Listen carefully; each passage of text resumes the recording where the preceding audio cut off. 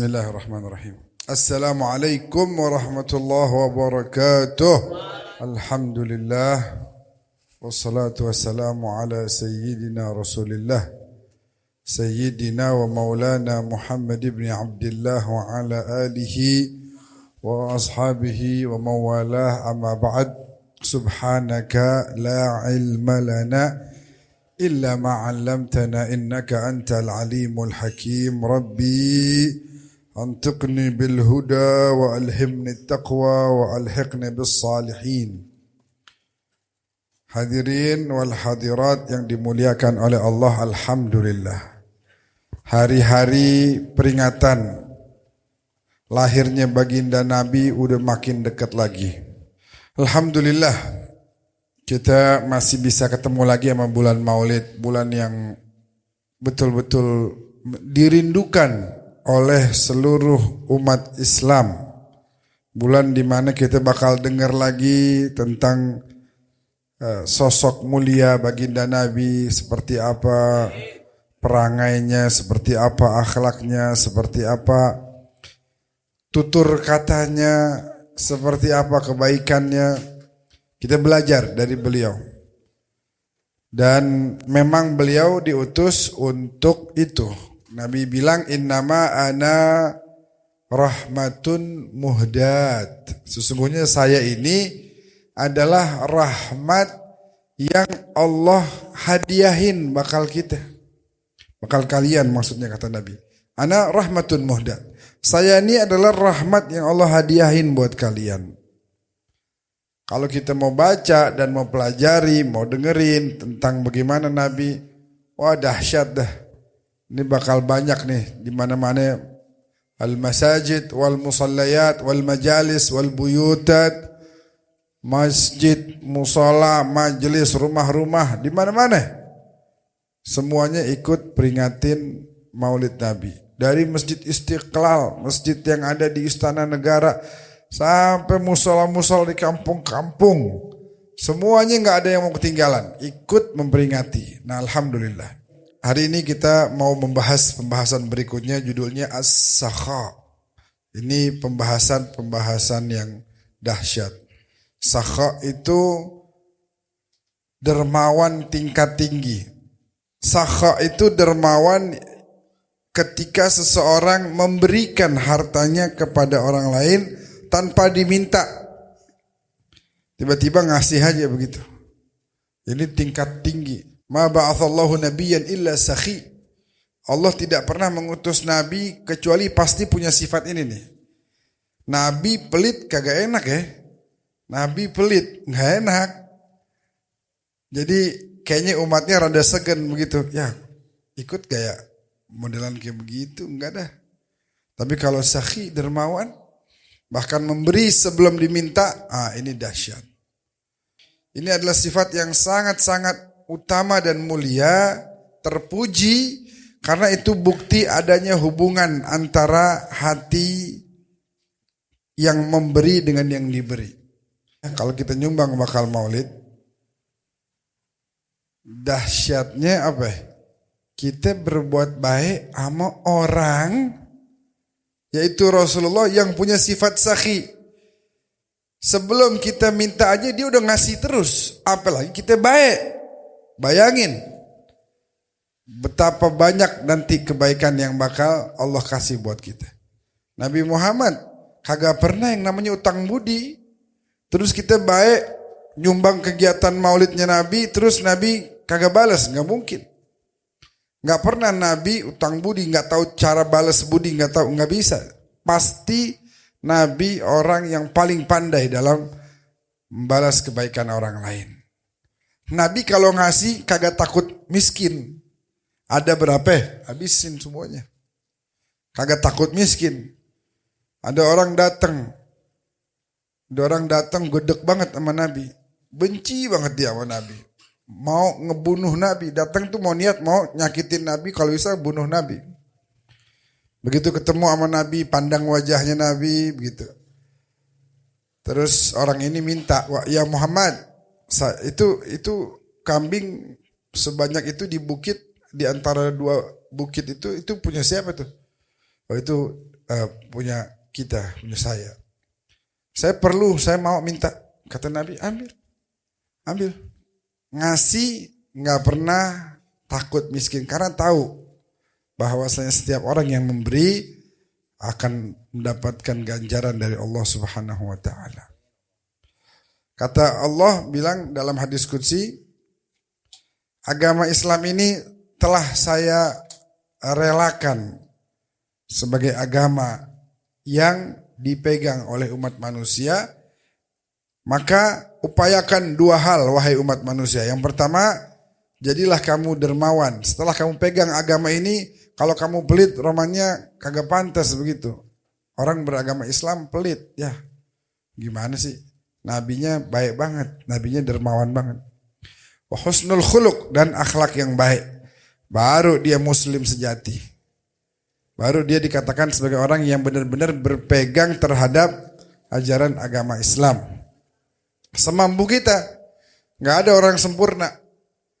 Ada orang rajin sholat, baca Quran rajin, tapi ada satu dosa yang masih suka dia kerjain misalnya. Nah itu semampu kita terus berupaya untuk memperbaiki. Nanti ada bolong di sini, tutup di sini. Ya, pokoknya semaksimal mungkin kita harus upaya supaya kita menjadi orang yang terus semakin sesuai dengan yang diinginkan oleh Allah. Ini husnul khuluq, akhlak yang baik. Nah, tidak akan bisa orang menjadi orang yang akhlaknya baik dan kecuali kalau dia ikut Rasulullah. Dan kalau mau ikut Rasulullah kudu kenal, kudu dengar sejarahnya, kudu belajar, kudu baca seperti apa beliau. Biar nggak jadi salah-salah kayak yang terjadi sekarang nih. Orang dikasih amanah misalnya menjadi anggota dewan yang harusnya dia jaga amanah itu dengan baik, dia nggak jaga. Biasanya orang kalau udah merasa di atas, akhirnya nggak pandai menjaga mulutnya. Seenaknya ngatain orang, menghina, merendahkan orang lain. La yastaqimu imanul abdi hatta yastaqima qalbuh, wa la yastaqimu qalbuh hatta yastaqim lisanuh, wa la yadkhul jannah rajulun la ya'man jaruhu bawa'iqahu. Nabi bilang orang kalau pengen benar imannya, dia kudu jaga hati. Dan tidak bisa orang jaga hatinya kalau dia masih tidak bisa menjaga lisannya. Jadi sebenarnya utamanya itu di lisan. Nggak mungkin orang masuk surga kalau tetangganya masih kena semprot dari mulutnya dia. Diganggu terus, tetangga digangguin. Baik salah, nggak baik salah. Lewat depan salah, nggak lewat salah. Itu tetangga yang modelan begitu, yang mana dia nggak bisa jaga lisannya, kata Nabi la yadkhul jannah, nggak bakal masuk surga. Nauzubillah min dzalik. Pernah kita sampaikan di sini, al kalam fi withaqik. Omongan itu ada pada apa? Kekuasaan kita. Ini sekarang Wahyu nih, dia bisa aja diam, tapi bisa juga dia ngatain orang, bisa. Dia yang ngatur. Bagaimana dia mau jaga mulutnya apa mau ngomong yang nggak baik. Tapi kalau dia udah keluarin tuh omongan nggak baik, nggak bisa ditarik lagi.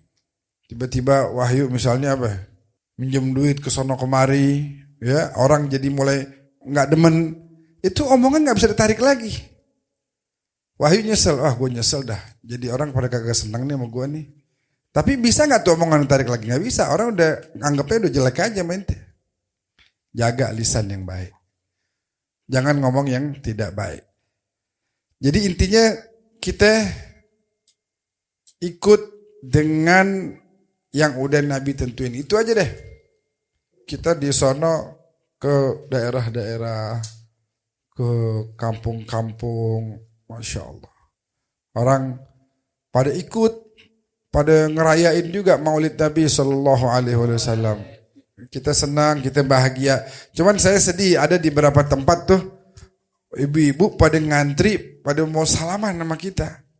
Saya bilang nggak boleh.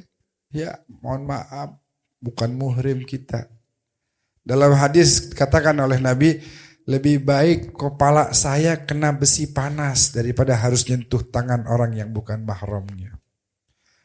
La tamas yaduhu yadamra'atin ajnabiyatin qat.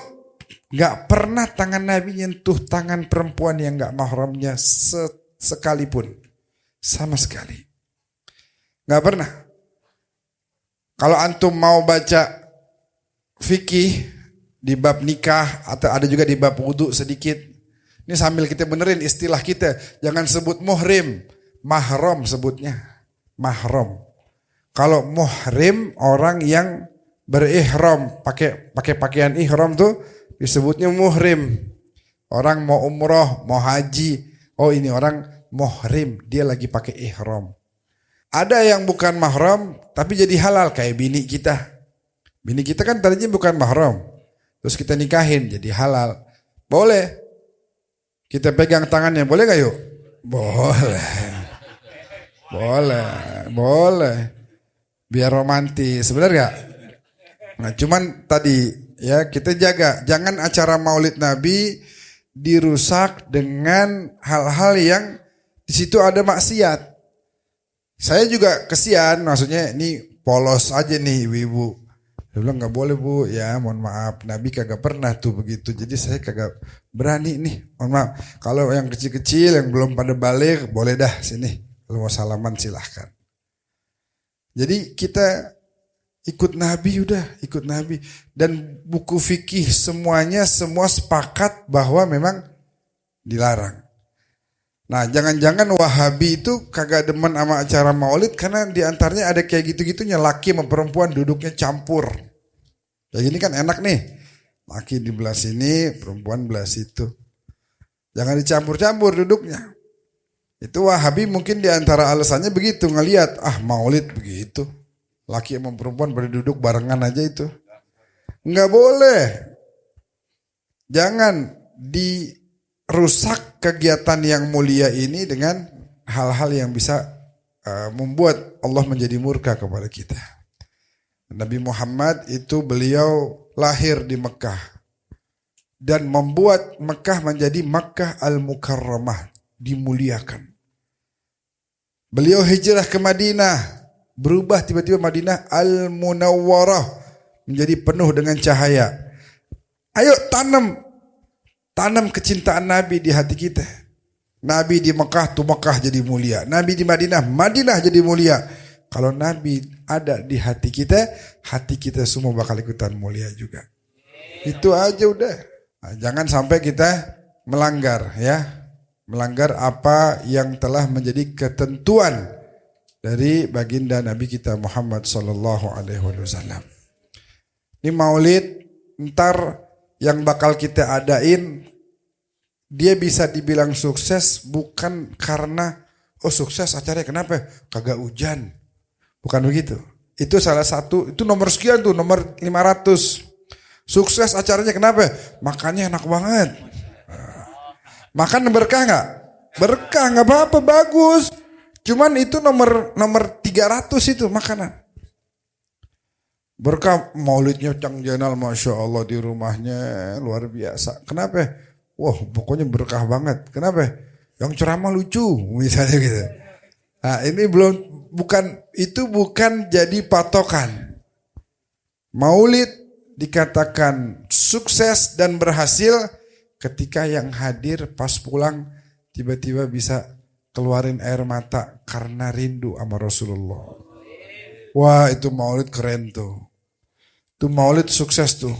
Pulang, tiba-tiba jam 2 malam dia bangun, dia ambil wudhu, gelar sejadah, pakai minyak wangi, pakai baju yang cakep, salat 2 rakaat, Allahu Akbar. Assalamualaikum, angkat tangan. Ya Allah, saya banyak banget ini salah, dosa saya banyak banget. Ya, saya minta maaf ya Allah. Kalau saya begini mulu, romannya ntar matinya suul khatimah, maafin. Nah, istighfar itu penting. Istighfar penting. Nabi katakan tuba, beruntung. Siapa yang beruntung ya Rasulullah? Beruntung orang yang Saban kali bikin salah dia istighfar. Sebab sama aja dia hapus tuh dosanya. Begitu amal kitab kita dikasih nih. Wahyu, ini kitab amalan kamu. Wah, Wahyu melihat, buka satu-satu. Wah, ini bikin salah. Wah, untung ada istighfar. Salah, habis salah untung saya istighfar. Salah ngatain orang, misalnya nih yuk. Salah istighfar. Halaman berikutnya salah istighfar. Nabi bilang tuh orang beruntung banget. Saban kali bikin salah istighfar. Kenapa? Sebab dosanya udah dihapus semuanya. Jadi tolong banget semuanya nih kita mumpung bulan Maulid banyak-banyak introspeksi diri. Bahkan kemarin saya punya guru tuh Habib Abu Bakar ngadain Maulid. Beliau bilang, kita asal salah sama orang minta maaf. Ya kan? Anggap misalnya saya salah sama Hendra. Saya ngomong di belakang Hendra, gibah. Habis itu saya salah nih, saya datang minta maaf. Hendra maafin saya kemarin ngomongin antum gini-gini, biar itu ya, biar rela ya. Minta maaf, saya gak ngulangin lagi dah gini. Kan bagus tuh ya, minta maaf. Minta maaf juga sama orang tua, minta maaf sama teman, minta maaf sama pasangan. Itu bagus. Cuma kata Habib Abu Bakar, coba dah, pada pikir dah masing-masing. Romannya kita belum pernah minta maaf sama Rasulullah. Ya kita sholawat, kita ucapin salam. Tapi belum pernah tuh. Maafin saya ya Nabi ya. Maafin saya ya Rasulullah. Kau suruh saya ibadah ini itu, saya males ngerjainnya. Ya, itu kan dosa juga. Salah gak kita sama Nabi? Salah.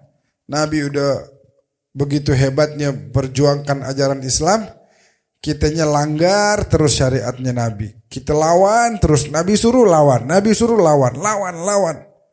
Kalau saya sih mikir tuh, iya juga ya, kita kagak pernah minta maaf sama Nabi. Padahal salah kita sama Nabi.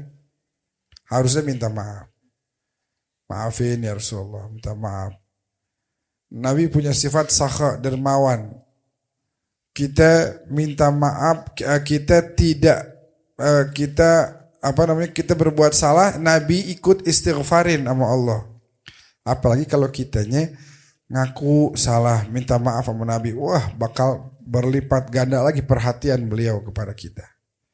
Jadi ini hadirin mumpung bulan Maulid nih, ingat ya, nih lisan kita jaga. Tuh lihat tuh, kenapa orang sampai dijarahin rumahnya, walaupun kita nggak setuju begitu. Kenapa begitu? Karena orang kagak pandai jaga lisan. Orang kita bilang apa? Mulutmu harimaumu. Jadi jangan kita ngomong yang nggak bisa bikin tenang. Kalau omongan kita kira-kira bikin ribut, mendingan diem aja. Ini omongan gue kayaknya bakal ini nih. Gue lagi emosi nih ngomong, katain orang. Diem aja dah. Kalau mau ngomong yang baik. Kalau nggak ngomong yang baik, diem. Itu aja, kan segampang itu. Faliyakul khairan au liyasmut. Ngomong yang baik atau diem aja. Lah, kita doain bangsa kita, negeri kita nih Indonesia. Biar Allah selamatin, biar Allah amanin. Ini rasa takut ini adalah ujian yang betul-betul berat. Sebab kita ngalamin perang dulu, guru-guru saya dibunuh-bunuhin. Saya ikut nguburin, begitu. Dibunuhin depan kita. Ada yang ditembak di depan kita. Kita ngalamin. Takut itu Wahyu biasa nganterin ini. Misalnya apa? Kerja paket makanan misalnya ya. Terus kalau ada rasa takut, kagak ada keamanan, kan bingung kita. Itu bininya pas abang Wahyu keluar kepikiran, ya Allah, Wahyu, ya Allah jangan sampai, jangankan,